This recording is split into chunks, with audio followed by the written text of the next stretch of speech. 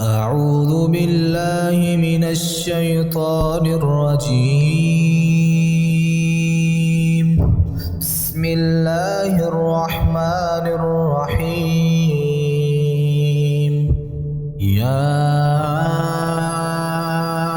أيها المزمل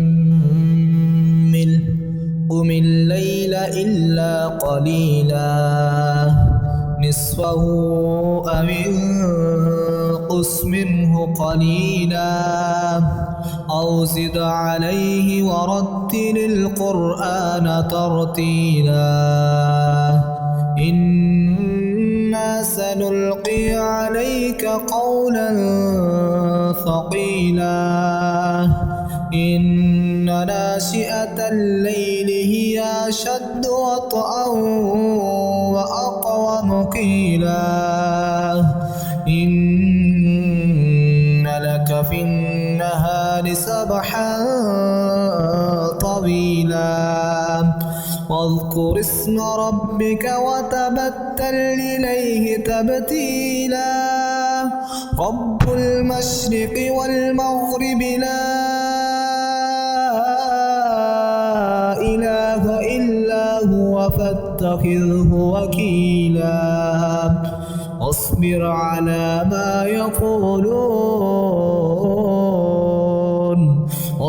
على ما يقولون واهجرهم هجرا جميلا وذرني والمكذبين أولي النعمة ومهلهم قليلا إن لدينا أنكالا وجحيما وطعاما ذا غصة وعذابا أليما يوم ترجف الأرض والجبال وكانت الجبال كثيبا مهيلا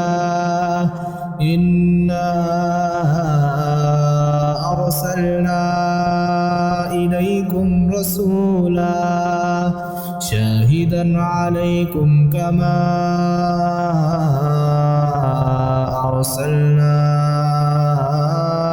إلى فرعون رسولا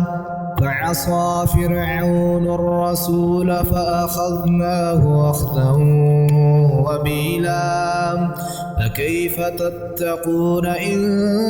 كفرتم يوما يجعل البلدان شيبا السماء منفطر به كان وعده مفعولا إن هذه تذكرة فمن شاء اتخذ إلى ربه سبيلا إن ربك يعلم أنك تقوم أدنى من ثلثي الليل ونصفه وثلثه وطائفة من الذين معك والله يقدر الليل والنهار علم أن لن تحصوه فتاب عليكم فاقرؤوا ما تيسر من القرآن علم أن سيكون منكم مرضى وآخرون يضربون في الأرض يبتغون من فضل الله وآخرون يقاتلون في سبيل الله فاقرؤوا ما تيسر منه وأقيموا الصلاة وآتوا الزكاة وأقرضوا الله قرضا حسنا وما تقدموا لأنفسكم